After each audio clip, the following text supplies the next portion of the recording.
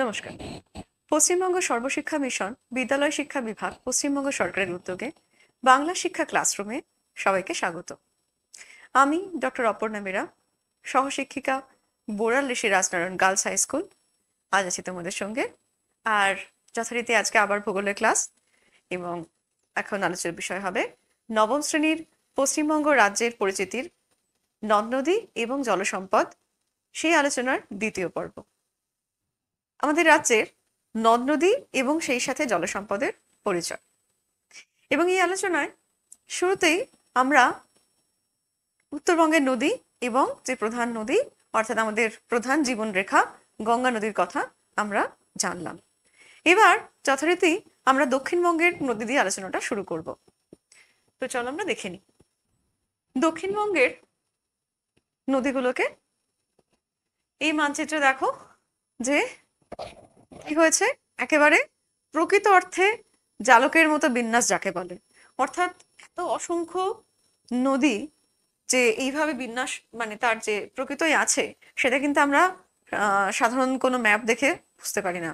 তো এই জন্যই এই রিভার বেসিন ম্যাপ এটা দেখতে মানে দেখলে এই পারসেপশনটা হয়। তো দেখো এখানে যতগুলো নদী মানে রিভার বেসিন রয়েছে, সেই সমস্ত বেসিনের যে উপনদীগুলো সেগুলো কিন্তু এখানে একসঙ্গে দেখানো হয়েছে। আর এই মানচিত্রে সেটাকে কি করা হয়েছে, ক্লাস করা হয়েছে। কিরকম ক্লাস দেখো, এখানে রিভার বেসিনগুলোকে মোটামুটি এই মানে কয়েকটা বেসিনের আন্ডারে এই সমস্ত যে অসংখ্য জালকাকার নদীর বিন্যাস ওখানে দেখতে পাচ্ছ, সেগুলোকে এখানে ক্লাসিফাই করা হয়েছে। কিভাবে দেখো, এই যে গ্রিন দিয়ে দেখানো হচ্ছে বাগমারি, বাঁশলই, পাগলা রিভার বেসিন, ময়ূরাক্ষী, তারপরে এই জলপাই রংটাতে ইস্টার্ন ডেল্টা, অজয়ের বেসিন, দামোদর বেসিন, হ্যাঁ, বা সরস্বতী, দ্বারকেশ্বর, কংসাবতী, রসুলপুর, সুবর্ণরেখা, এবং একেবারে সুন্দরবনের ম্যানগ্রোভ এরিয়ার যে অংশটা। তাহলে এইভাবে দেখো কালার কোডিং করে দেওয়া রয়েছে। এবং আমরা যদি যেরকম আমরা জানি যে কোনো নদীর উৎপত্তি থেকে মোহনা পর্যন্ত তার উপনদী এবং শাখা নদী বিধৌত যে অঞ্চলটা, সেই সমগ্র অঞ্চলকে একসঙ্গে অর্থাৎ যে পুরো অঞ্চলটার জল ওই নদীর মাধ্যমে নিষ্কাশিত হয়, সেই পুরো অঞ্চলটাকে বলা হচ্ছে রিভার বেসিন। তাহলে ওই অসংখ্য নদীর যে বিন্যাস, তাকে আমরা এই দক্ষিণবঙ্গের কতগুলো প্রধান যে রিভার বেসিন সেগুলোর ভিত্তিতে আমরা সহজে বুঝতে পারবো বা সহজে আলোচনাটা এগিয়ে নিয়ে যাওয়া যাবে। তাহলে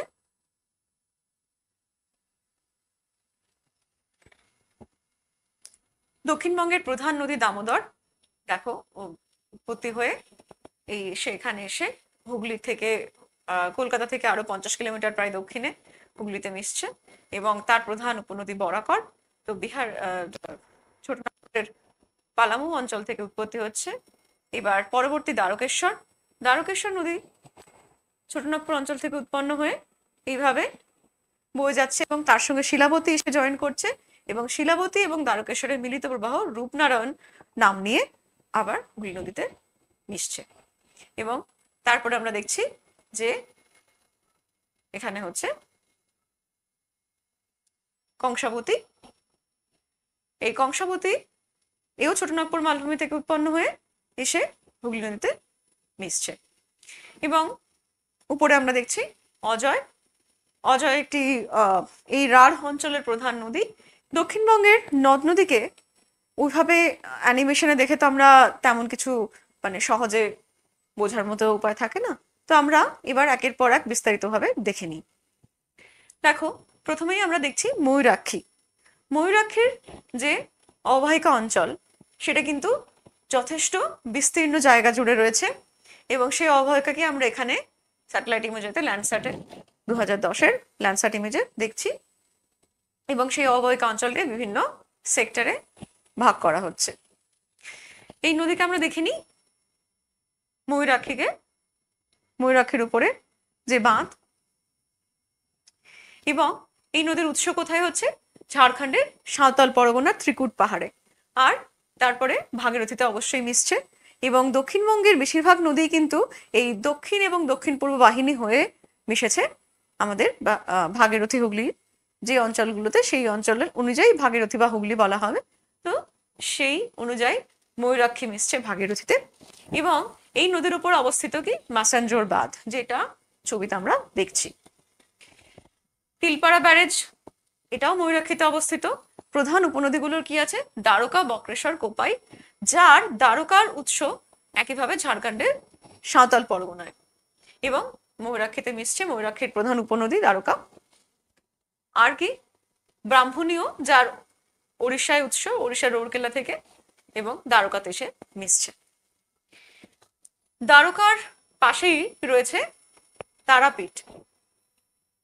তো এইভাবে আমরা যে ময়ূরাক্ষীকে জানছি তা একবার দেখে নিই ময়ূরাক্ষীর গতিপথটা। তাহলে ময়ূরাক্ষী সাঁওতাল পরগনায় উৎপত্তি লাভ করে এইভাবে এই হুগলি নদীতে এসে মিশছে, এবং তার ডান দিক থেকে এবং বাম দিক থেকে উপনদীগুলো যুক্ত হচ্ছে। পরবর্তী নদী অজয়। অজয় কিন্তু দক্ষিণবঙ্গের একটি প্রধান উল্লেখযোগ্য নদী, যাকে আমরা দেখছি অজয়ের উপর বাঁধ। এই অজয় নদীর উৎস হচ্ছে বিহারের মুঙ্গের পার্বত্য অঞ্চল। আর কি কাটোয়ার কাছে এটা হুগলি নদীতে মিশেছে। এই অজয় নদী আসছে কিন্তু আমরা যেমন একটু আগে অ্যানিমেশনে দেখলাম যে ঝাড়খণ্ড থেকে আসছে, এবং বর্ধমান, ঝাড়খণ্ড এবং বর্ধমানের বর্ডার, এবং তারপরে বর্ধমানের কাটোয়ার কাছে এটা হুগলিতে জয়েন করছে। অজয়ের যে অববাহিকাটা সেটা কিন্তু যথেষ্ট সংকীর্ণ ধরনের, এবং আমরা এখানে দেখে যেভাবে দেখছি তাতে কিন্তু এই বিষয়টা। এবং এর প্রধান উপনদী হচ্ছে কুনুর এবং রিংলো। তাহলে এই অজয় নদীকে আমরা একবার এখানে দেখে নিই। এই হচ্ছে নেক্সট দামোদর। বলতে গেলে দক্ষিণবঙ্গের অন্যতম প্রধান নদী, এবং দামোদর একসময় বিখ্যাত ছিল, কি বলা হতো, যে বাংলার কান্না বা বাংলার দুঃখ। কারণ প্রতি বছর দামোদরে যে বিশাল বিস্তীর্ণ অঞ্চল জুড়ে বন্যা, সেই বন্যার ফলে, বন্যা নিয়ন্ত্রণের কারণেই এই ডিভিসি বা তোমরা যেটা জানো যে বহুমুখী নদী পরিকল্পনা হিসাবে ভারতের প্রথম এবং মানে প্রধান যে নদী পরিকল্পনা, সেটাই ওই দামোদর নদীর ওপর নেওয়া হয়েছিল। এর উৎস ঝাড়খণ্ডের পালামু, খামারপাত এবং উলুবেড়িয়ার কাছে এটা এই দামোদর নদী হুগলি নদীতে এসে মিশছে। এইটাই হচ্ছে পশ্চিমের মালভূমি অঞ্চলের দীর্ঘতম নদী, এবং দামোদরের উপর দুর্গাপুর ব্যারেজ অবস্থিত। উপনদীর মধ্যে প্রধান উপনদী হচ্ছে বরাকর। এই জন্যই দামোদর এবং বরাকর দুটো নদী উপত্যকার উপরই কিন্তু এই ডিভিসি যে প্রকল্প সেটা ভাবা হয়। বরাকরের উৎস হচ্ছে ঝাড়খণ্ডের হাজারিবাগ, আসানসোলের কাছে দামোদরের সঙ্গে মিশেছে, এবং তিলাইয়া এবং মাইথন এই ড্যাম বরাকরের উপর অবস্থিত। আমরা দামোদরকে দেখছি এখানে, এবং দামোদরের যে অববাহিকা এও যথেষ্ট সংকীর্ণ। পরবর্তী নদী দ্বারকেশ্বর। দ্বারকেশ্বর এবং শিলাবতী এই দুটো নদী একত্রিত হয়ে রূপনারায়ণ নামে হুগলি নদীতে এসে পড়েছে। তাহলে আমরা দেখি দ্বারকেশ্বরের উৎপত্তি হচ্ছে পুরুলিয়ার তিলমণি পাহাড় থেকে, এবং ঘাটালের কাছে এটা শিলাবতীতে এসে মিশেছে। আর শিলাবতীর উৎস একইভাবে পুরুলিয়ার পুঞ্চা ব্লকে। এই শিলাবতী এবং দ্বারকেশ্বর দেখো দুটি নদী অনেকটা দূর পর্যন্ত প্রায় সমান্তরালভাবে পাশাপাশি গিয়েছে, এবং অবশেষে ঘাটালের কাছে এসে পরস্পরের সাথে যুক্ত হয়েছে, এবং তারপর গিয়ে হুগলি নদীতে মিশেছে। তো এই মিলিত প্রবাহ রূপনারায়ণ এবং গেওখালির কাছে এটি হুগলি নদীতে মিশেছে। এই নদীকে দ্বারকেশ্বরের যে অববাহিকা আমরা দেখছি, সেই অববাহিকা কিন্তু একটি প্রশস্ত অববাহিকার উদাহরণ, এবং দ্বারকেশ্বর বেশ অনেকটা পুরো দক্ষিণবঙ্গের অনেকটা অংশ জুড়েই প্রবাহিত। পরবর্তী প্রধান নদী কাঁসাই বা কংসাবতী। কংসাবতীর উৎস একইভাবে ছোটনাগপুর মালভূমি এবং বঙ্গোপসাগরে পড়েছে অবশ্যই, এবং তার প্রধান উপনদী হচ্ছে কুমারী নদী। আর কংসাবতীর যে জলাধার কংসাবতী ব্যারেজ এই নদীর উপর অবস্থিত। অপরদিকে কেলেঘাই নদী ঝাড়গ্রাম জেলায় অবস্থিত। ঝাড়গ্রাম জেলা থেকে এর উৎপত্তি, এবং কংসাবতী দেশে মিশেছে। আর কেলেঘাই কংসাবতী মিলিত প্রবাহ, তাহলে আমরা দেখে নিই যে এই যে কংসাবতী এই নদী এইভাবে এবং কেলেঘাই দিক দিয়ে আসছে, এসে দুটো যুক্ত হয়ে হলদি নাম নিয়ে হুগলি নদীতে এসে মিশেছে। কংসাবতীকে বা কাঁসাই নদী কেমন দেখতে আমরা দেখছি, এবং নদীর অববাহিকার উপগ্রহ চিত্র দেখছি। এবার আমরা পশ্চিমবঙ্গের যে মালভূমি অঞ্চলের, পশ্চিমের মালভূমি অঞ্চলে যে নদীগুলোর কথা আমরা পরপর দেখে গেলাম, সেই নদীগুলো কিন্তু অর্থাৎ যদি আমরা উত্তরবঙ্গ এবং এই যে মালভূমি অঞ্চলের নদীগুলোর কথা জানলাম, সেগুলোকে আর এখন আমরা সম্পূর্ণ অন্য একটা পর্যায়ে সামনে দাঁড়িয়ে, তো তার আগে একটু আলোচনা করে নেওয়া যাক যে যদি আমরা নদীর উৎস বা জলের উৎস অনুযায়ী এই উত্তরবঙ্গ এবং পশ্চিমে মালভূমি অঞ্চলের নদীগুলোকে ভাবি, তাহলে উত্তরবঙ্গের বেশিরভাগ নদীগুলোই কিন্তু হিমালয়ের বরফ গলা জলে পুষ্ট, এবং বরফ গলা জলে পুষ্ট নদী হলে সাধারণত তোমরা জানোই যে সেগুলো কি হয়, যে নিত্যবহ নদী হয়। আর মালভূমি অঞ্চলের এই নদীগুলোর কোনোটাই কিন্তু বরফ গলা জলের উৎস হওয়ার কারণ নয়, কারণ তারা যে ভূপ্রাকৃতিক ভাবে যেখানে অবস্থিত সেটা একটা মূলত বেশিরভাগ নদীগুলো সৃষ্টি হয়েছে ছোটনাগপুর মালভূমি অঞ্চল থেকে। তো মালভূমি অঞ্চলে সাধারণত এই নদীগুলোর উৎস কিরকম, যে উচ্চভূমির কোনো জলধারা বা কোনো জলাশয় অথবা একাধিক ঝর্ণার জল এইভাবে, তাহলে সেই জল কিন্তু সারা বছর সমানভাবে থাকে না নদীতে, এবং যে কারণে এই নদীগুলো বছরের বেশিরভাগ সময় অনিত্যবহ নদীতে পরিণত হয়। এবং স্বাভাবিকভাবেই অনিত্যবহ নদীগুলোর যে গতিপথ সেগুলো কিন্তু খুব গভীর নয়, এবং সেগুলোর মধ্যে উচ্চ প্রবাহ দেখা যায় না। যেখানে পার্বত্য অঞ্চলের যে আমরা উত্তরবঙ্গের নদীগুলো পড়লাম, সেগুলো কিন্তু অনেক বেশি খরস্রোতা, এবং তাদের যে খাত, নদী খাতগুলো সেগুলো অনেক গভীর, কারণ তারা স্বাভাবিকভাবেই তারা পার্বত্য গতিতে আমরা তাদেরকে দেখতে পাচ্ছি বা উচ্চ প্রবাহে দেখতে পাচ্ছি। আচ্ছা, এখন আমরা যেটার সামনে দাঁড়িয়ে দেখো, এটা কিন্তু খুব রেয়ার ম্যাপ, যে কি দেখা যাচ্ছে যে আমাদের দক্ষিণ একেবারে মানে গঙ্গা যেখানে বঙ্গোপসাগর এসে পড়ছে, সেই বদ্বীপ অঞ্চলটার একটা অংশ বিশেষকে, সুন্দরবন বদ্বীপের একটা অংশ বিশেষকে আমরা দেখছি। এবং এই সুন্দরবন বদ্বীপের যে একেবারে আগেকার প্রথম যে 1767-এ রেনেল ম্যাপ, যেটা সেই সময় সার্ভে অনুযায়ী, এবং তারপরে 1841-এ জেবি টাসিন্সের ম্যাপ, সেটাও কিন্তু এই একই জায়গাকে আমরা এই এত পুরনো একটা ম্যাপে দেখছি, এবং তারপরে 1841-এ আরেকবার দেখছি। আর এই দুটো জায়গায় আমরা কি দেখছি, এখানেও 1767 অর্থাৎ ওই বেস ম্যাপ, রেনেল বেস ম্যাপ থেকে শুরু করে বর্তমান সময় পর্যন্ত, অর্থাৎ বর্তমান সময় মানে মানে যে বেস ইয়ারটাই স্যাটেলাইট ইমেজারি ওই ল্যান্ডস্যাট ইমেজ অ্যানালাইজ করা হয়েছে, তো সেই পর্যন্ত যদি তুলনা করা যায়, তাহলে কি হবে যে এখানে আমরা পরপর দেখো 1767 এরকম ভাবে পরপর ওখান থেকে 2010 পর্যন্ত অনেকগুলো রং দিয়ে এইভাবে দেখানো হয়েছে যে সেই সময়কার যে কোস্ট লাইন। তো তোমরা বেশি গভীরে না গেলেও তোমরা এটুকু বুঝতে পারছো যে এই এতগুলো কালার দিয়ে এক একটা সময়ের কোস্ট লাইনটাকে আঁকা হয়েছে, উপকূল রেখাটাকে আঁকা হয়েছে, এবং সেই উপকূল রেখার মধ্যে তাহলে তফাৎ তো আছেই, সেটুকু তো বোঝা যাচ্ছে যে ওভারঅল বোঝা যাচ্ছে যে বিভিন্ন সময় উপকূল রেখা কখনো কখনো উপরের দিকে এগিয়ে গেছে, অর্থাৎ কিনা কোথাও কোথাও ভীষণ রকম ক্ষয় হয়েছে, আবার কখনো কোথাও সঞ্চয়ও হয়েছে, এবং এই ক্ষয় সঞ্চয়ের পুরো বিষয়টা এখানে আরো পরিষ্কার করে দেখানো হয়েছে। তাহলে এই যে সুন্দরবন অঞ্চলের নদ নদীর কথা আমরা জানতে চলেছি, এই সুন্দরবন অঞ্চলের পুরো অংশটাকে কিন্তু আমরা অ্যাট এ গ্ল্যান্স দেখতে পাচ্ছি, এবং এই নদীগুলোর কেন আর অন্যান্য অঞ্চলের নদীগুলোর থেকে একেবারেই আলাদা, কারণ এই নদীগুলোর যে বিশেষ যে কন্ডিশনের মধ্যে এই নদীগুলোর অবস্থান, সেই জায়গাটাকে আগে আমরা বুঝে নিই, যে উপকূল অঞ্চলের যে সমুদ্র এবং নদীর এই দুটো ডিফারেন্ট সিস্টেমের যে পারস্পরিক যে আদান প্রদানটা হয়, সেটা কিসের কিসের উপর নির্ভর করে। অবশ্যই এই ক্ষয় এবং সঞ্চয়ের যে আনুপাতিক ভারসাম্য, তার উপরে। সেই ভারসাম্য কেমন ভাবে কখন ছিল সেটা আমরা এখানে ওই ম্যাপ দেখে যত না বোঝা যাবে, এটা দেখে আরো পরিষ্কার বোঝা যাচ্ছে। এখানে সব মিলিয়ে দেখো, এই গ্রিন কালারে যে অংশগুলো দেখানো হয়েছে, এগুলো হচ্ছে সঞ্চয় আর অরেঞ্জে যেগুলো দেখানো হয়েছে সেগুলো হচ্ছে ক্ষয়। তাহলে অরেঞ্জ কালারের যে উপকূলীয় ক্ষয়ের যে অঞ্চলগুলো আমরা দেখতে পাচ্ছি সেগুলো দেখো প্রত্যেকটা এই যে এই সক্রিয় বদ্বীপ অঞ্চল, অর্থাৎ প্রচুর বদ্বীপ রয়েছে এখানে। তো এই বদ্বীপগুলোর যে উন্মুক্ত দিকগুলো, অর্থাৎ একেবারে ওপেন সিতে যে যে সাইডটা, অর্থাৎ উপকূলের মধ্যে যে উন্মুক্ত দিকটা, সেই অংশগুলো কিন্তু প্রত্যেকটা বদ্বীপেরই ক্ষয়প্রাপ্ত হয়েছে, সেগুলো সব আমরা অরেঞ্জ দেখছি।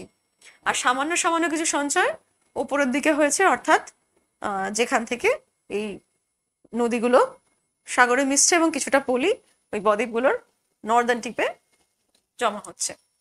তাহলে এই যে পরিবেশ, অর্থাৎ এই হচ্ছে জোয়ার ভাটা খেলে এখানে, এই হচ্ছে নদীর খাঁড়ি মুখগুলো, তাহলে এই যে এস্টুয়ারাইন একটা এনভায়রনমেন্ট, সেখানে যে নদীগুলো দেখা যায় তারা কিন্তু আর 5 জায়গার থেকে একেবারে আলাদা। কিরকম আলাদা? এই যে উপগ্রহ চিত্র, সেখানে কি করা হয়েছে যে সুপার ইম্পোজ করা হয়েছে, অর্থাৎ কি এক ধরনের ম্যাপের উপর আরেক ধরনের মানচিত্র ম্যাপকে কি হয়েছে একসাথে আঁকা হয়েছে। তাতে কি সুবিধা হয়, কেন করা হয় এটা? তার কারণ হচ্ছে যে এখানে আমরা এই ইয়েলো কালারের দেখো বর্ডার করা রয়েছে, মনে হবে যে যেন বর্ডার করা রয়েছে। তো এই ইয়েলো বর্ডার গুলো কিন্তু এটার সাথে ম্যাচ করছে না। রেড কালার গুলো যেখানে দেখো শেষ হয়ে যাচ্ছে, ইয়েলো কালার গুলো আরো বেরিয়ে বেরিয়ে গেছে, তাই না? তার থেকেও বেশি এক্সটেন্ডেড হয়ে রয়েছে। তাহলে এটা কি বোঝাচ্ছে? এই ইয়েলো কালার গুলো কিন্তু একটা ওই 1767-এর যে বেস ম্যাপটা, যে টোপোগ্রাফিক্যাল ম্যাপ পাওয়া গিয়েছিল, মানে পাওয়া গেছে, সেই মানচিত্রে এই যে আইল্যান্ডগুলোর এক্সটেনশন কতটা ছিল সেটাই ইয়েলো কালারে দেখানো আছে। আর রেড গুলো দিয়ে যেটুকু ফিল আপ হয়েছে সেটা হচ্ছে বর্তমান অবস্থা। তাহলে প্রত্যেকটা যে দ্বীপ, সেই প্রতিটা দ্বীপেরই কিন্তু দেখো দক্ষিণের অংশগুলো অনেকটা পরিমাণে খালি হয়ে গেছে, অর্থাৎ রেড কালার দিয়ে ফিল আপ নেই। তো ফিল আপ নেই মানে কি, যে একসময় ছিল এখন নেই। তার মানে কি, যে এই জায়গাগুলোর যে ভীষণ রকম ইরোশন, অর্থাৎ সেটা সমুদ্র থেকে, এবং সেই ইরোশনের সরাসরি ইম্প্যাক্টে, অর্থাৎ এই অঞ্চলের যে নদীগুলো মূলত দেখো এই যে বিদ্যাধরী, পিয়ালি, রায়মঙ্গল, সপ্তমুখী, এই নদীগুলোর এবং নদীগুলোর কি হচ্ছে ওপর থেকে যে এদের উৎস ছিল, মূলত সব নদীগুলোই কি এই ভাগীরথী হুগলির যে রিভার সিস্টেম, তার সেখান থেকেই তাদের উৎস ছিল। এগুলো ওই ভাগীরথী হুগলিরই শাখা নদী এগুলো মূলত। তো উৎপত্তির সময় এই নদীগুলো থেকে, মানে এই ভাগীরথী হুগলি থেকে জল আসতো এই নদীগুলোতে, কিন্তু পরবর্তীতে এই যেটা মাথার দিকের অংশগুলো, সেগুলো কি হয়ে গেছে, যে মজে গিয়ে নষ্ট হয়ে গেছে, মানে কানেকশনটা নেই আর। তো তার ফলে এই নদীগুলোর ওপর থেকে কোনো জল আসে না, সোর্স থেকে জল আসে না। তাহলে কিভাবে নদীগুলো বেঁচে আছে? বেঁচে আছে হচ্ছে এই নদীগুলোর তলার দিক থেকে, অর্থাৎ মোহনার দিক থেকে এই জোয়ার ভাটা, মানে জোয়ারের সময় জলটা ঢোকে, লবণাক্ত জল ঢোকে এবং অনেকটা দূর পর্যন্ত এই নদীর যে খাঁড়িমুখ দিয়ে চলে যায় জলটা। এবং সেই জন্যই এই নদীগুলো জোয়ার ভাটার জলেই একমাত্র পুষ্ট। এবং জোয়ার ভাটার জলে পুষ্ট হলে কি হবে, যে লবণাক্ত স্বাভাবিকভাবেই, এবং লবণাক্ত যে নদী, সেই নদীর কি হচ্ছে, যে সেই নদীগুলো আমরা যেমন নিত্যবহ অনিত্যবহ দুটো ভাবে ভাগ করলাম, এখানে কিন্তু এই নদীগুলো তাদের যে এবং মানে পরস্পর তারা ক্যানেলের মাধ্যমে যুক্ত, এবং এই নদীগুলোতে যে জোয়ারের সময় যে পরিস্থিতি তৈরি হয়, ভাটার সময় সম্পূর্ণ পাল্টে যায়। জলের যে যোগানটা একমাত্র জোয়ার ভাটার উপরই রয়েছে, এবং অসংখ্য শাখায় বিভক্ত।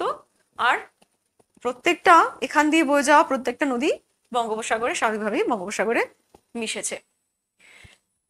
এই নদীর মাতলাকে এখানকার সবচেয়ে, মানে যার খাঁড়িমুখ সবচেয়ে বেশি প্রশস্ত, প্রায় 15 কিলোমিটার প্রশস্ত এই মাতলার খাঁড়িমুখ, এবং এই কারণে এই মাতলাকে সুন্দরবনের আতঙ্ক বা সুন্দরবনের দুঃখ বলা হয়।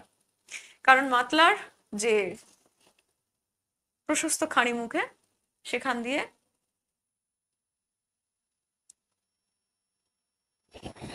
বিভিন্ন সময় জোয়ারের জল, মানে বিশেষ করে সাইক্লোনের সময় প্রচন্ড জলোচ্ছ্বাস, এবং তার সাথে সাথে ওই খাঁড়ি মুখে ওই সমুদ্রের জল ঢুকে যে ইরোশন, সেই সমস্ত কিছুর যে ভোগান্তিটা সেটা মানুষকে পোহাতে হয়। আমরা এখানে দক্ষিণবঙ্গ এবং উত্তরবঙ্গের নদ নদী আলোচনার শেষে আমরা সহজেই কিন্তু তুলনা করতে পারি। এখানে আমরা তিস্তার একটা অংশকে দেখছি উপগ্রহ চিত্রে, উত্তরবঙ্গের নদী, এবং নিচে দেখছি এই ঠিক যে অঞ্চলটার কথা আমরা বিশেষভাবে জানলাম এতক্ষণ, যে সুন্দরবনের বদ্বীপ অঞ্চল, অর্থাৎ দক্ষিণবঙ্গের যে জোয়ারের জলে পুষ্ট নদীগুলো সেগুলোকে একসঙ্গে আমরা দেখতে পাচ্ছি। তাহলে কিসের কিসের ভিত্তিতে আমরা তুলনাটা করতে পারি? প্রথমেই হচ্ছে উৎপত্তি। উৎপত্তি বরফ গলা জলে, উত্তরবঙ্গের নদীগুলো অবশ্যই, এবং দক্ষিণবঙ্গের নদীগুলো বেশিরভাগই মূলত বৃষ্টির জলে পুষ্ট, আর পশ্চিমের নদীগুলো ছোটনাগপুর মালভূমি থেকে উৎপন্ন হয়েছে। আর সবই হচ্ছে বেশিরভাগই হুগলির উপনদী বা হুগলিতে এসে পড়েছে, অথবা হুগলির শাখা নদী। প্রবাহের প্রকৃতি কেমন? হিমালয় থেকে নেমে আসার ফলে নদীগুলো খুবই তীব্র এবং খরস্রোতা, উত্তরবঙ্গের নদীগুলো। আর কি এই নদীগুলো কিন্তু কি হয় যে অপেক্ষাকৃত ধীরে এবং এঁকে বেঁকে চলে। সমভূমির ওপর দিয়ে বেশিরভাগ অংশ প্রবাহিত। আর জলপ্রবাহের পরিমাণ অবশ্যই কোথায় বেশি হবে? না, উত্তরবঙ্গের নদীতেই বেশি হবে, কারণ সারা বছর বরফ গলা জলের যে সোর্সটা থাকে। আর বৃষ্টি জলে পুষ্ট হলে কি হবে? মূলত বর্ষার সময় জল বেশি থাকবে, আর বাকি বছরে কিন্তু প্রায় শুকনো অবস্থা। ভঙ্গিলতা মানে ভূপ্রকৃতি অনুসারে এই নদীগুলো প্রায় সোজা এবং এদের গভীরতা বেশি, কারণ এরা উচ্চ প্রবাহের নদী। উত্তরবঙ্গের নদীগুলো তাদের উচ্চ প্রবাহে আমরা দেখছি। আর সমতল ভূমির ওপর দিয়ে প্রবাহিত হচ্ছে দক্ষিণবঙ্গের নদীগুলো, যে কারণে নদীতে প্রচুর বাঁক দেখা যায়, এবং পলি সঞ্চিত হওয়ার ফলে কি হয় যে এই বাঁকগুলো আরো বেশি বাড়তে থাকে, সময়ের সাথে সাথে আরো বেশি বাড়তে থাকে। এবং তোমরা জানো যে মিয়েন্ডার বলে, তো এই মিয়েন্ডারিং কোর্সগুলো যত আরো মানে জটিল হতে থাকে, তত কি হয় কাট অফ বা যে বাঁওড়গুলো সেগুলো চারিদিকে পড়ে থাকে, এবং নদী কখনো স্ট্রেট করে নেয় নিজেকে, আবার কখনো বাঁকটাও বাড়তে থাকে। এই পদ্ধতিতে নদী তার আঁকাবাঁকা পথে চলতে থাকে। এরপর হচ্ছে খাতের পরিবর্তন।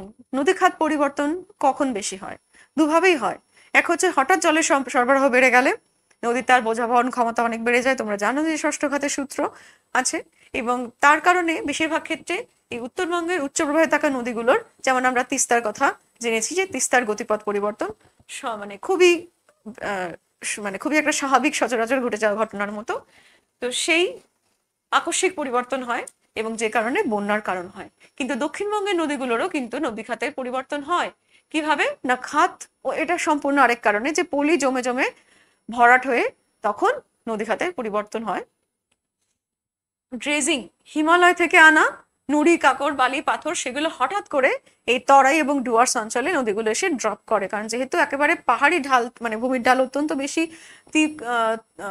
যথেষ্ট খাড়া ঢাল, সেখান থেকে কি হচ্ছে হঠাৎ করে পুরো সমতল এসে নদীগুলো ছড়িয়ে পড়ে, বিস্তৃত জায়গায় ছড়িয়ে পড়ে, এবং প্রচুর এই নুড়ি, কাকড়, বালি, পাথর এগুলো ড্রপ করে, যেগুলো ড্রেজিং না করলে কি হবে যে ওই জায়গায় বর্ষার একটু অতিরিক্ত জল এলেই যে চারিদিকে বন্যা হয়ে যাবে। আর দক্ষিণবঙ্গের নদীগুলোতেও ড্রেজিং জরুরি হয়। কিসের জন্য? না, পলি জমায় নদীর গভীরতা এত কমে যায় যে বর্ষাকালে অতিরিক্ত জল, এবং তাতে কি হয় আবার অন্য সময় এতটাই কম জল যে নাব্যতাও, অর্থাৎ নৌ চলাচল বা যাতায়াত ব্যবস্থা ঠিক রাখতে গেলে তখনও ড্রেজিং করে নদীর গভীরতা একটু বাড়িয়ে না রাখলে বা মেনটেন না করলে তখন কি হয় যে পরিবহন, মানে নৌকা চলাচলে বা জলপথ পরিবহনে অসুবিধাটা হবে। জোয়ার ভাটা কি? যে নদীগুলোতে জোয়ার ভাটা তো অবশ্যই হবে না, উত্তরবঙ্গের নদীগুলোতে কোনো প্রশ্ন নেই, তারা পার্বত্য অঞ্চলের নদী। আর দক্ষিণবঙ্গের বিশেষ করে এই সুন্দরবন অঞ্চলের নদীগুলো হচ্ছে জোয়ারের জলে পুষ্ট নদী। উপকূলীয় প্রভাব অবশ্যই সুন্দরবন অঞ্চলে নদীগুলোর মধ্যে রয়েছে, এবং লবণাক্ত জলের নদী। আর উত্তরবঙ্গে উপকূলীয় প্রভাবের কোনো প্রশ্ন নেই।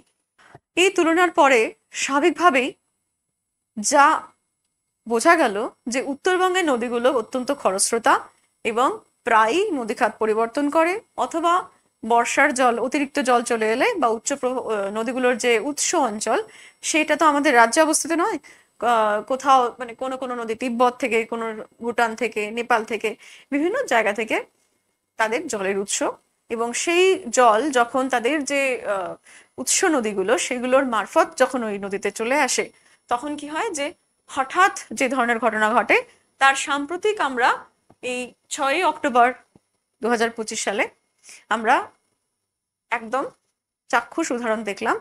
এবং যাদের এই জায়গাগুলোতে যারা থাকো, উত্তরবঙ্গের মানুষজন যারা, তো তোমাদের তো চোখের সামনে দেখা ঘটনা। তো কি হলো যে দার্জিলিং ল্যান্ডস্লাইড, রোডস, ব্রিজেস, সমস্ত কিছু, এবং রেড অ্যালার্ট। কি হলো যে হঠাৎ করেই অতিরিক্ত জল, তার কারণে বন্যা, এবং তার কারণে সমস্ত ইনফ্রাস্ট্রাকচার রাতারাতি মানে কিছু সময়ের মধ্যে একেবারেই ভেসে চলে গেল। এবং এই এনডিআরএফ যে রিপোর্ট, সেখান থেকে দেখা যায় যে বিশেষ করে মিরিক অঞ্চল, ধারগাঁও, মিরিক লেক এরিয়া, নাগরাকাটা, জলপাইগুড়ির এবং এই সমস্ত অঞ্চলগুলোতে, দার্জিলিং জলপাইগুড়ির ডিস্ট্রিক্টের বিরাট অঞ্চলগুলোতে একেবারেই জনজীবন বিধ্বস্ত অবস্থায়, এবং ক্যাজুয়ালিটি প্লাস তার সাথে লাইফ থ্রেটনিং, সেগুলো সমস্ত কিছু ছিল। তো এই সংক্রান্ত একটা রিপোর্ট আমরা দেখে নিই যে এইটাকে, অর্থাৎ কিভাবে এই অঞ্চলগুলোর নদী এতটা ডিজাস্টারাস হতে পারে, সেটার এই হচ্ছে সাম্প্রতিকতম উদাহরণ। সেই নিউজ রিপোর্টটা আমরা একটু দেখে নিই।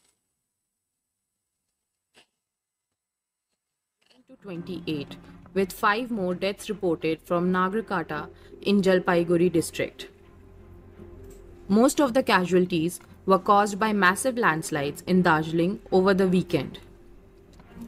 Mirik and Darjeeling subdivisions have been the worst hit, with homes buried under slush and entire areas left cut off. উত্তরবঙ্গের বিপর্যয়ের যে চাক্ষুষ অবস্থা আমরা দেখলাম, এবং তার পরবর্তীতে যে ধরনের যে পারসেপশন তৈরি হয় যে প্রকৃতির মতো যে অসম্ভব শক্তিশালী যে কারণগুলোর মধ্যে আমরা আছি, তার মধ্যে আমরা নিজেদের ব্যবহার এবং প্রয়োজনকে কিভাবে নিয়ন্ত্রিতভাবে চালালে আমাদের নিজেদের চাহিদা পূরণের সাথে সাথে প্রকৃতির যে রোষ, সে তার থেকে আমরা মুক্ত থাকতে পারি, বা আমাদের অন্তত যে ক্ষয়ক্ষতির পরিমাণটা কম হবে, অথবা এইভাবে হঠাৎ করেই এরকম একটা মানে নর্থ বেঙ্গল ডিজাস্টার এই ধরনের মানে ক্যাপশন যাতে আমরা না দেখতে হয়। তো এই আলোচনাটা কিন্তু কিছুটা সেই ধরনের, অর্থাৎ টুওয়ার্ডস সাস্টেনেবিলিটি। কিসের সাস্টেনেবিলিটি? না, পশ্চিমবঙ্গের নদ নদী ছাড়াও যে অন্যান্য জলসম্পদ রয়েছে, অর্থাৎ কিনা সেই জলসম্পদ কোথায় থাকতে পারে? এক হচ্ছে ভূপৃষ্ঠের ওপরে, আর এক হচ্ছে ভূপৃষ্ঠের নিচে। ভূপৃষ্ঠের নিচের জলকে আমরা ভূগর্ভস্থ জল বলি, গ্রাউন্ড ওয়াটার। আর ওপরের জল কিসে কিসে হতে পারে? এই নদ নদী, খাল, বিল, জলাশয়, দিঘি, বাঁওড়গুলো, বা উপকূল অঞ্চলের যে লবণাক্ত ছোট ছোট খাড়িগুলো। তো এই সমস্ত কিছুর মধ্যে দিয়ে যে জল আমরা প্রবাহিত হতে দেখছি, অথবা এক জায়গায় থেমে মানে স্থির জল, তো এই সবকিছুই কিন্তু আমাদের এই সারফেস ওয়াটারের মধ্যে পড়ে। তো এই জলের মোটামুটি অবস্থাটা কেমন আমাদের রাজ্য? এই ওয়াটার অ্যাভেলেবিলিটি কিরকম রয়েছে দেখো। এখানে এই জায়গাগুলো স্পেশালি এই যে স্ট্রাইপ করে মার্ক করা জায়গাগুলো, সেগুলো মূলত এই পূর্ব মেদিনীপুর, এখানে আমরা দেখছি হাওড়া, হুগলি, বর্ধমান, এই জায়গাগুলো কিন্তু কি হয়? Water deficit, experiencing annual water deficit. আর অ্যাভেলেবিলিটির মধ্যে সব থেকে কম, সবচেয়ে কম কোন অংশগুলো? নদিয়া, উত্তর চব্বিশ পরগনা, এই জেলাগুলোতে ওয়াটার অ্যাভেলেবিলিটি সবচেয়ে কম। আর সবচেয়ে বেশি আছে উত্তরবঙ্গের বিভিন্ন জেলাগুলোতে, এবং এখানে পুরুলিয়া। তো এই জায়গাগুলোতে যেখানে কিনা সচরাচর আমাদের মানে চিন্তা ভাবনার সঙ্গে যা মেলে সেটা কিন্তু নয়। তো ওয়াটার ডেফিসিট যেখানে দেখা যাচ্ছে সেই জেলাগুলো কিন্তু মূলত কোন জায়গাগুলো? যে ঠিক হুগলি বা মানে ভাগীরথী হুগলি নদীর প্রবাহ পথের আশেপাশেই।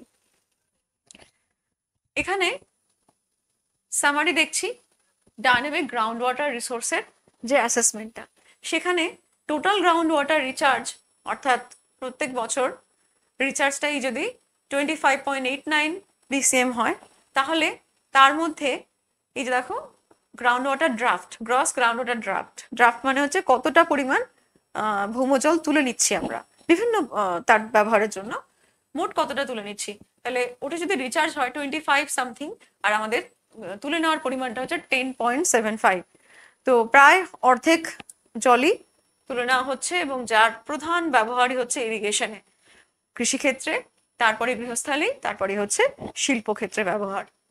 তো এইভাবে গ্রাউন্ড ওয়াটারের যে অবস্থাটা রয়েছে। তারপরে contribution of various recharge components, অর্থাৎ এটা কিন্তু খুব ইন্টারেস্টিং জিনিস যে কোথায় কোথায় কত পার্সেন্টেজে বৃষ্টির জল থেকে 77%, রিচার্জ ফ্রম ক্যানেল, খালটালগুলো থেকে, এবং তারপরে সারফেস ওয়াটার ইরিগেশন এগুলো থেকে, বা বৃষ্টির পরে যে রান অফ যে বয়ে যাচ্ছে বৃষ্টির জল মাটির উপর দিয়ে, সেখান থেকে 1.44%, এবং ground water irrigation return flow, অর্থাৎ চাষের জমিতে যে জল দেওয়া হচ্ছে সেই জল আবার মাটিতে ধীরে ধীরে অনুপ্রবিষ্ট হয়ে আবার পুনরায় যে ভৌমজলকে রিচার্জ করছে সেটা 15.34%, এবং বিভিন্ন পুকুর বা দিঘি টিঘি থেকে সেগুলো থেকে 5.43%। তাহলে এই হচ্ছে এই সমস্ত ভাবে রিচার্জ হচ্ছে। তো এই যে আমরা এখানে ডাইনামিক্সটা দেখছি, তাতে এই যে গ্রাউন্ড ওয়াটারের যে হিসেবটা, আর এখানে যে ম্যাপটা দেখছি, এখানে দেখো ওয়াটার অ্যাভেলেবিলিটি পার ক্যাপিটা, সেখানে আমাদের এইরকম একটা চিত্র ধরা পড়ছে।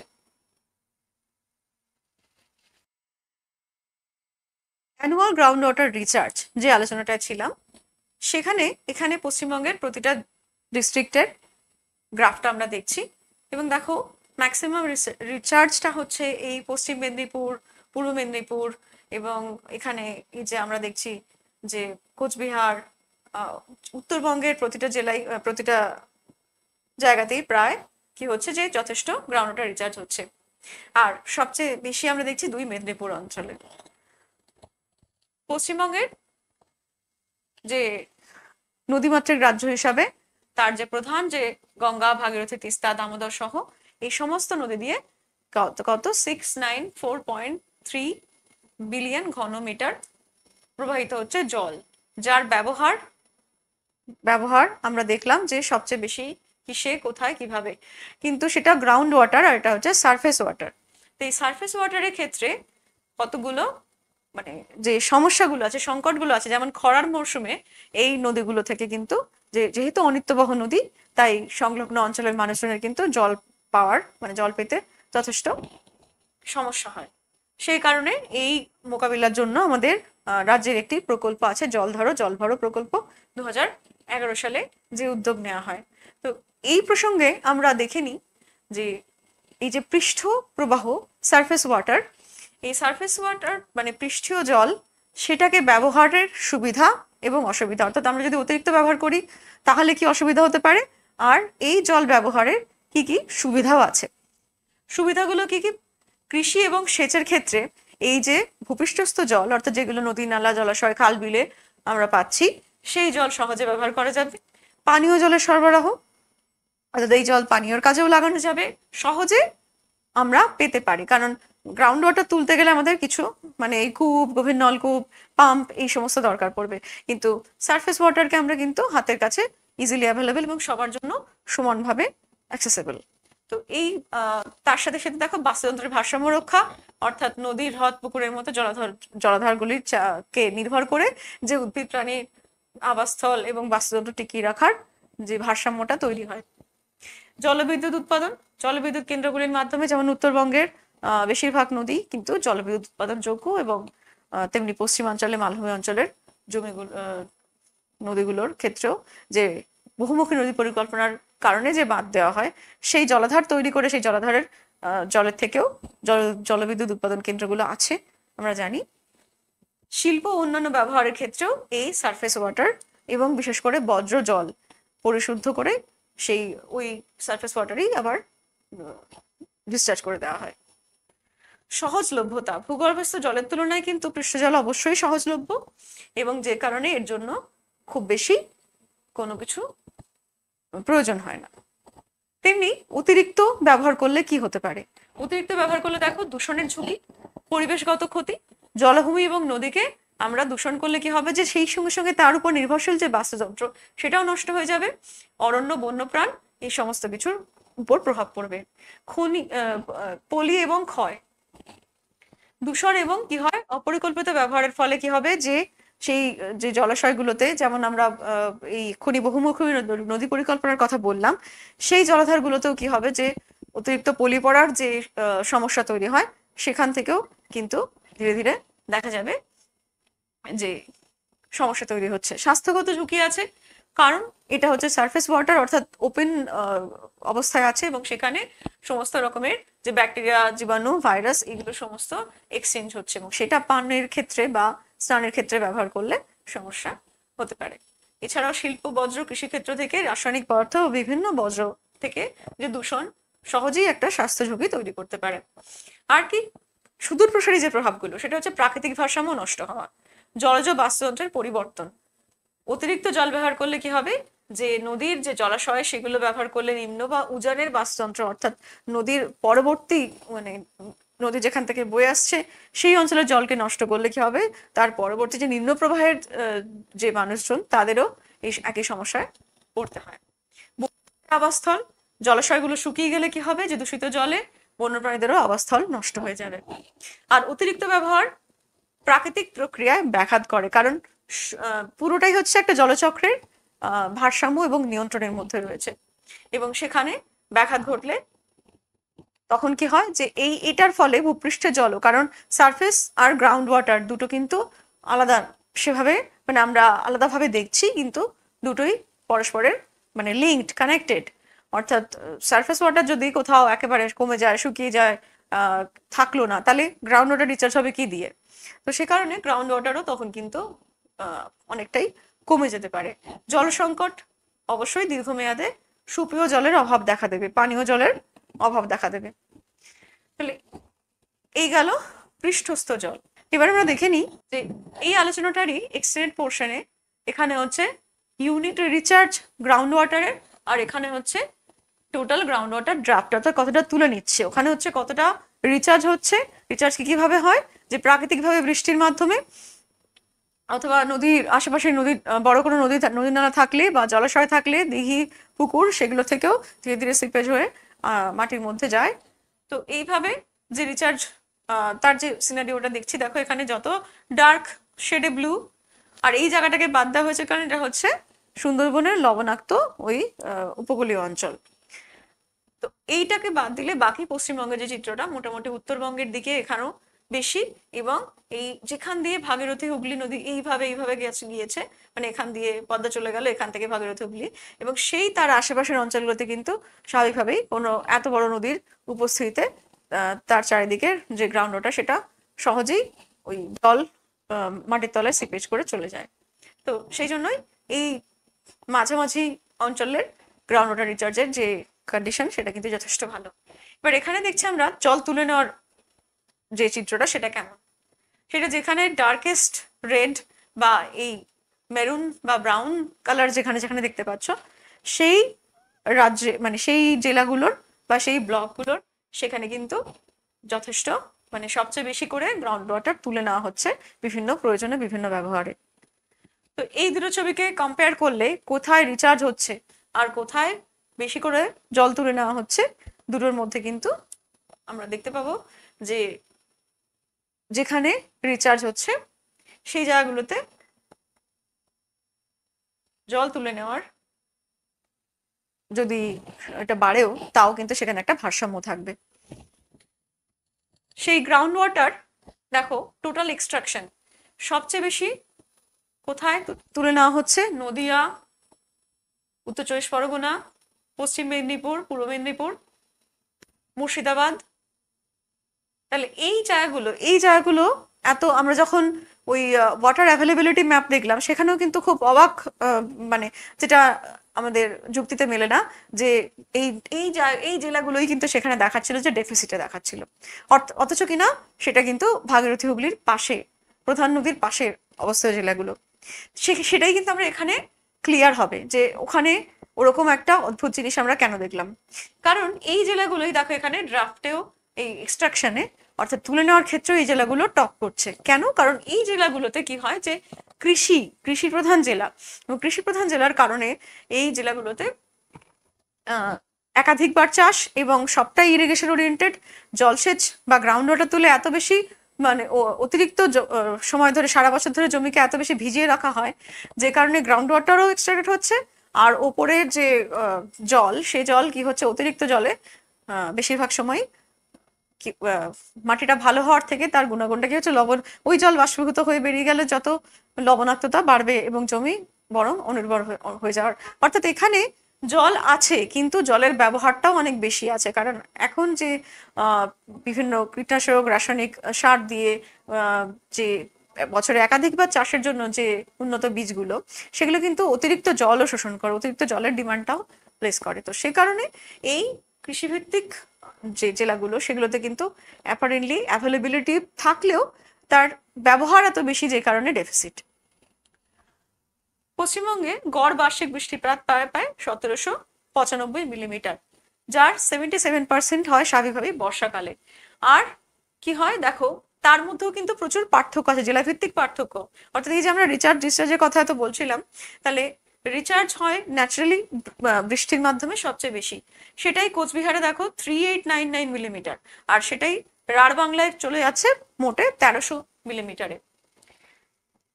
এই যদি অবস্থা হয় তাহলে এই গ্রাউন্ড ওয়াটারের যে খুবই কি বলা যায় যে দায়িত্বপূর্ণ ব্যবহার, যেটা খুব জরুরি, যেটা একান্তভাবে মানে সেটা ছাড়া উপায় নেই, সেখানে আমরা কি কি পয়েন্ট দেখছি যে একইভাবে সারফেস ওয়াটারের যেমন ব্যবহারের সুফল এবং কুফল, অতি ব্যবহারের কুফল, একইভাবে আমরা ভৌমজল ব্যবহার করলে, ভূগর্ভস্থ জল ব্যবহার করলে কি কি সুবিধা হতে পারে।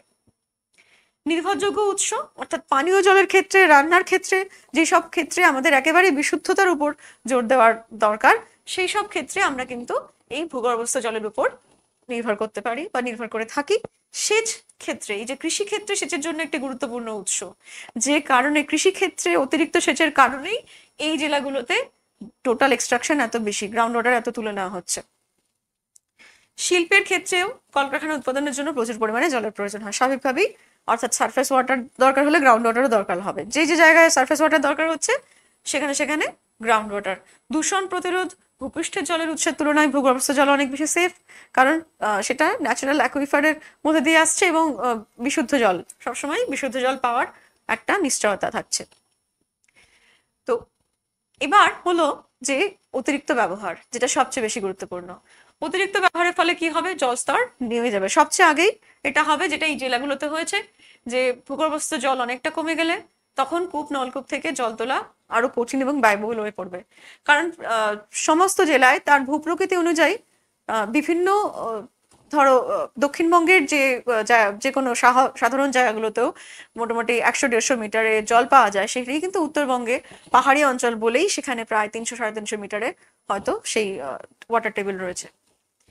তো সেটা তো প্রাকৃতিকভাবে যেখানে যা আছে আছে, কিন্তু অতিরিক্ত জল যদি আমি তুলতে থাকি তাহলে কি হবে যে ওয়াটার টেবিলও ন্যাচারালি অনেকটা নেমে যাবে। ভূমিধস, মাটির নিচে কি হবে, যে জল যত ফাঁকা হয়ে যাবে তত ওপরের স্তরের চাপে ভূমিধসের বিরাট সম্ভাবনা থাকে। নদীর হ্রদের উপর প্রভাব, ভূপৃষ্ঠের জল এবং মানে সেই জল নদীকে মানে গ্রাউন্ড ওয়াটারকে রিচার্জ করে, সেইগুলো হ্রদগুলোতেও জলের সরবরাহ কমে যাবে। আবার গ্রাউন্ড ওয়াটারও কি হয় যে যেখানে ওয়াটার টেবিল হাই সেখানে ওই ভূগর্ভের জলও, যেমন তোমরা দেখেছো যে কোনো পুকুর কাটা হলে, নতুন কোনো পুকুর বা কুয়ো খনন করা হলে কিছু সময় পর অটোমেটিক সেটা জলে ভরে যায়। কোন জল আসে? আশেপাশে গ্রাউন্ড ওয়াটার টেবিল থেকেই জলটা আসে। তো এইভাবেই দূষণ, ভূগর্ভস্থ জল যদি দূষিত হয় তাহলে সেই জলই আবার রিচার্জ করছে গ্রাউন্ড ওয়াটারকে, সুতরাং সেও দূষিত হবে। জলের গুণগত মান হ্রাস, অতিরিক্ত ব্যবহারের ফলে কি হবে? ভূগর্ভস্থ জলের গুণমান হ্রাস পেতে পারে। অর্থাৎ অতিরিক্ত ব্যবহারে বিশেষ করে আর্সেনিকের সমস্যা, যত এই ধরনের, এছাড়াও ক্লোরাইড বা সোডিয়াম, পটাশিয়াম মানে ম্যাগনেসিয়াম, এই ধরনের ভারী যে মানে লবণগুলো সেগুলো চলে আসবে। পাম্পিং খরচ, এটা তো একটা অবশ্যই যে জলস্তর যত কমে যাবে তত সেই নিচু থেকে তোলার জন্য আরো বেশি পরিমাণে বিদ্যুৎ শক্তি বা যে কোনো মেকানিক্যাল মানে এটা বাড়াতে হবে, আরো বেশি করে পাম্প করে তুলতে হবে অত নিচ থেকে। আর যত বেশি নিচ থেকে তোলা যাবে তত বেশি এই যে পাইরাইট যুক্ত স্তর, শিলাস্তর দক্ষিণবঙ্গে, বিশেষ করে ওই মালদা মুর্শিদাবাদ ওই জায়গাটায়, তো এই অঞ্চলগুলোতে আর্সেনিকের তত প্রভাব বাড়বে।